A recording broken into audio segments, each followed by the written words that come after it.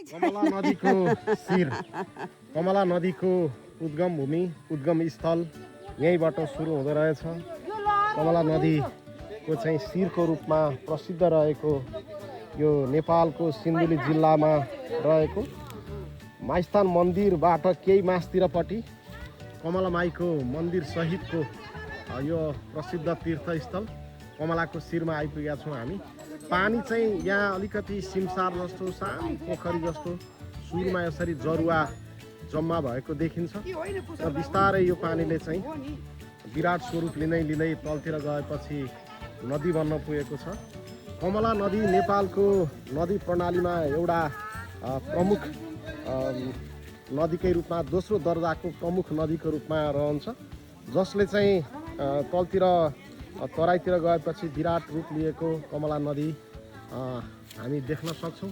त्यसै गरी कमला नदी चाहिँ अब नेपाल मात्र नभएर भारतमा पनि प्रसिद्ध रहेको छ। अलिकति हाम्रो धार्मिक आस्था लोकविश्वाससँग जोडिएको कमला मन्दिर। कुशल सर, कस्तो लागिरहेछ?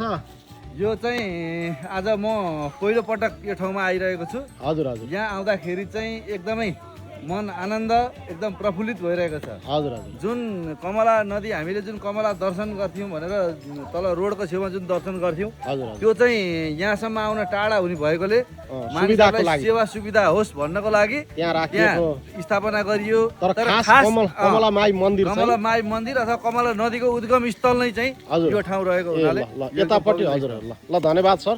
यतापट्टि प्रसिद्ध कमला माई मन्दिरको शिर भनिन्छ, जसलाई कमलाको खास मन्दिर, खास कमला माईको शिर चाहिँ यहाँ अहिले मैले दृश्यमा देखाइरहेको छु यहाँहरूलाई।